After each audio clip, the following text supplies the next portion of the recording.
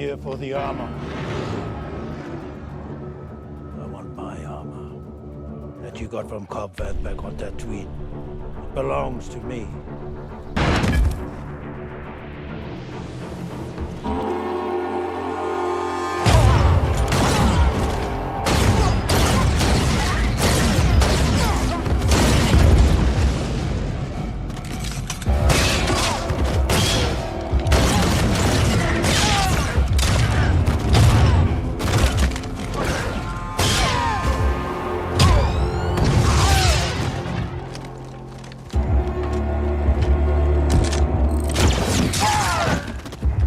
Boba Fett.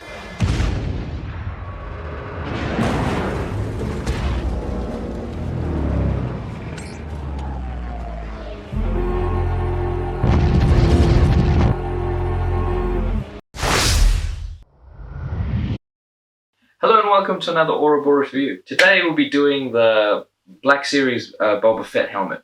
So I'm pretty sure this is from season 2 of The Mandalorian, where he redoes his armor all green and red again.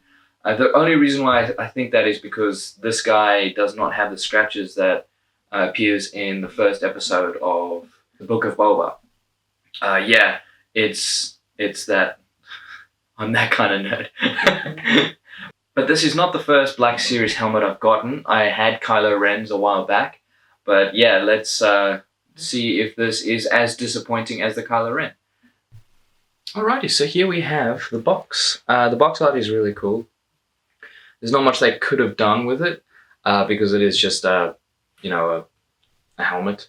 But for the front of it, you can see the prototype over here. Looks pretty cool. Has some information here. And then here we have some imagery of Boba Fett, kind of like an art form of it. And then like a half tech, half outer shell of it. And on the side here, we have the mechanism, and then some more tech stuff over here. The back here, you've got like the front view, and then on the sides here, it's like the tech view of it all. The top is a side view, and the bottom is nothing. So yeah, I do like the box. I like how it has this like flat bit here. I think you could probably just rest the helmet on top and it could be like a cool little base for it. But yeah, nothing too crazy about this box, but you know, it looks pretty cool, does the job. Alright, here we have Boba Fett's helmet. Really cool, I do like it. It looks pretty good from a distance. As a whole, it really does remind you of Boba Fett. I do like the paint job on it. I do like the rehash that they put the paint, or that Boba Fett repainted his armor. Pretty cool. The visor looks nice and shiny. Yeah, it's a helmet. It does have that wide bucket kind of look to it. And yeah, it looks like what it needs to, you know? Nothing too crazy about it. I will get into some paint details and what I think about it. Okay, so there is a light up feature, which is pretty cool. You just tap the side here and that flicks down. And you can see it has a little cool feature of like a targeting system and the two little blinking lights there. Makes it look legit. When you wear it and you put this on, it does not come across your eye in any way. But it activates, it turns on when you push the button, and when you lift it up, it just turns straight back off, which is a really cool function. I cannot stress how happy I was to find that out. I did not know that happened until I realized that it took batteries. I'm like, okay, cool. So I obviously, when I put the batteries in, I was like, oh, it's for the light up feature. That's really cool.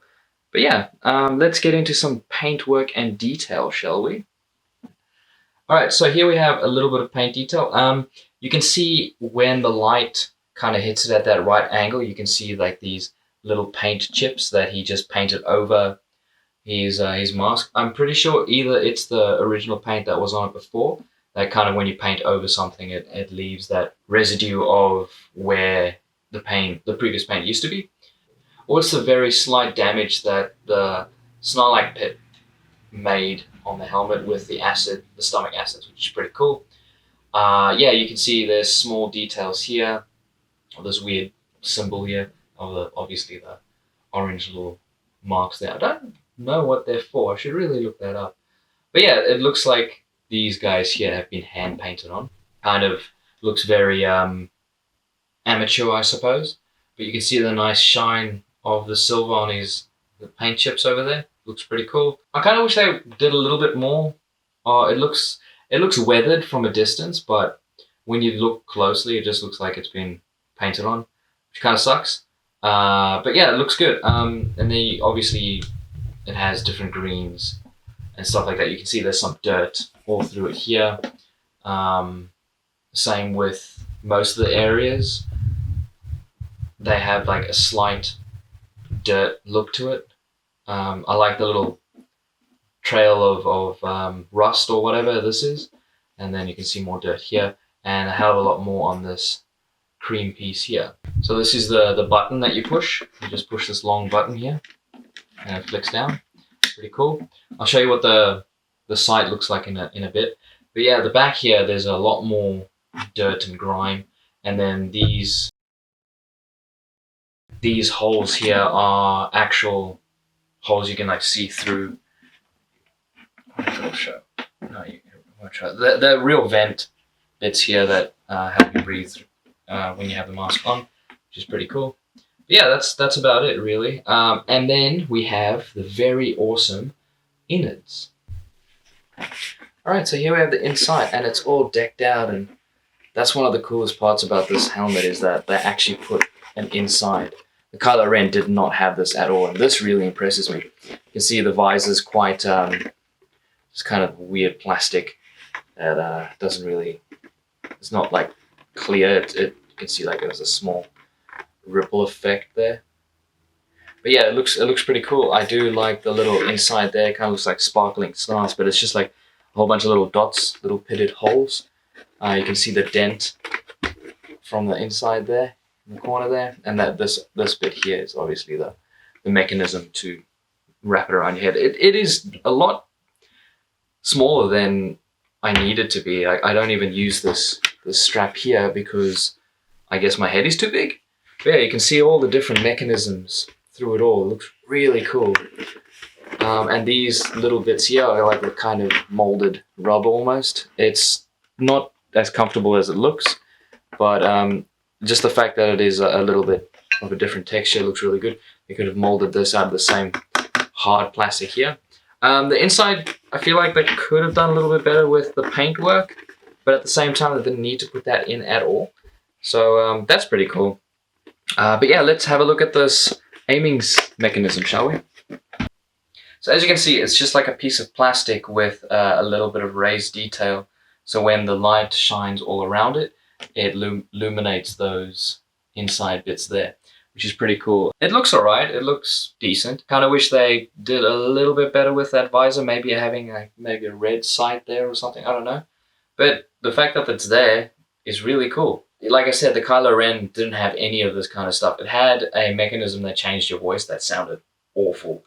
I didn't keep it for the voiceover or anything like that. I kept it for a little while, but shortly sold it, purely because I didn't want it anymore and I thought it was kind of like cheap crap.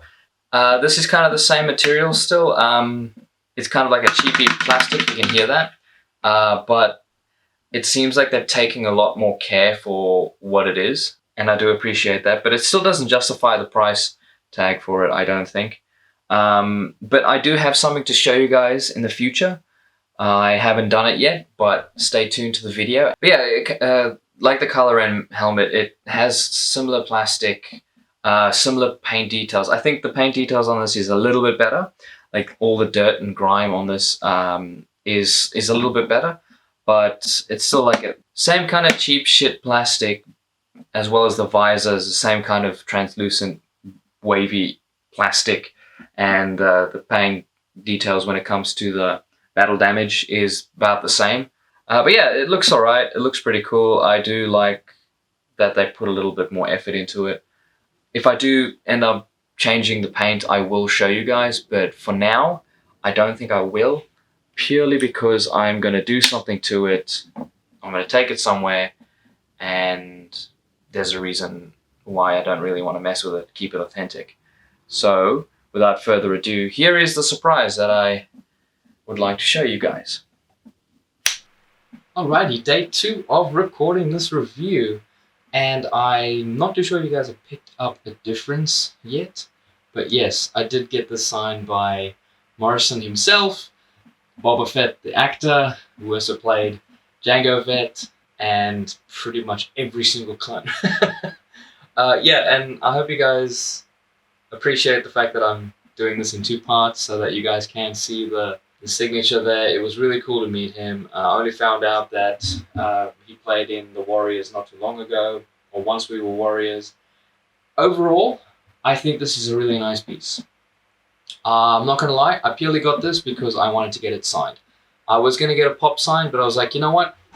I want to go all out. I'm going to get the helmet, and that's going to be my little grail. So yeah, I'm really happy that I got this signed instead of a pop. Not that getting pop signed are bad or anything. I just wanted to get something that was really elaborate and big and stuff like that. Yeah, I just thought to myself, if I'm going to go through all the effort, I'm going to get something bigger signed. And I'm really happy that I went with the helmet. I kind of wanted the helmet from season 2 of Mandalorian, where the paint was just torn off of this. But I'm happy I got this one instead. Yeah, and that kind of concludes this review. Alrighty, so now that we're into the outro part of it, I will just tell you guys how the experience was of getting him to sign it. So we went to the convention with a couple friends, and they've never been, so I was like, you know what, let's just follow you guys and we'll see how things go. Maybe around about 12:30, 1 o'clock, I went down to the signing booths and asked one of the people there, the volunteers, God bless their souls, the little volunteers there, foreshadowing. I said to them, so what's the deal? How do I get the signature? Like, where's the line start, etc., etc.? They said, oh, the line's actually closed right now, so he will be back at 4 o'clock. And I was like, you're fucking joking. Are you serious? And this was 3 hours away, two and a half hours away. So I was like, all right. So I went to this place that the convention that we went to is about an hour's drive, with traffic a little bit more. So I went back to my friends and my fiance and I said, this is the situation. I can take the train home, or you guys can wait around. I'm happy to take the train myself. In the end, around 3 o'clock, my friends left. My fiance stayed, which was quite nice because we all carpooled there. And yeah, so that was around 3 o'clock. At about 5 o'clock, I was still in the exact same position in line, and I was like, this is starting to get really bad. In the end, everybody, all the volunteers, bless their souls, started walking around handing out free candy and free water, and I was just like, we're going to be here a long time. And the convention closed at 6. So then the guy, Boba Fett, he was like, he's going to stay there until everyone gets everything signed. That was awesome. So from one line, we moved, this was around maybe 6:50 maybe p.m. And we went from one line to another line, which was to go into the proper line of getting things signed. Like, you will be next in line for these people, you know, in front of you, obviously. But yeah, so went from that to that line, and then I got it signed. I was really happy. I fist bumped him. I also had a CD signed for a friend from Once We Were Warriors. He said, "This is a good soundtrack, but they didn't put the song that I made in yet. So because it was shit." I was like, that's actually really funny.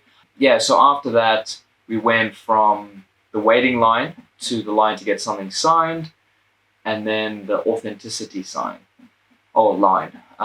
So they brought down all the equipment to print things off at the photo booth or the signing area, and it was just like we're standing there, we're waiting for them to set up their equipment, the printer, the laptop, etc. The guy had 2 laptops. He had a printer. He had a whole bunch of authenticity stuff, and then maybe about 20 minutes after that, he said to the supervisor there, he was like, "This isn't going to happen today.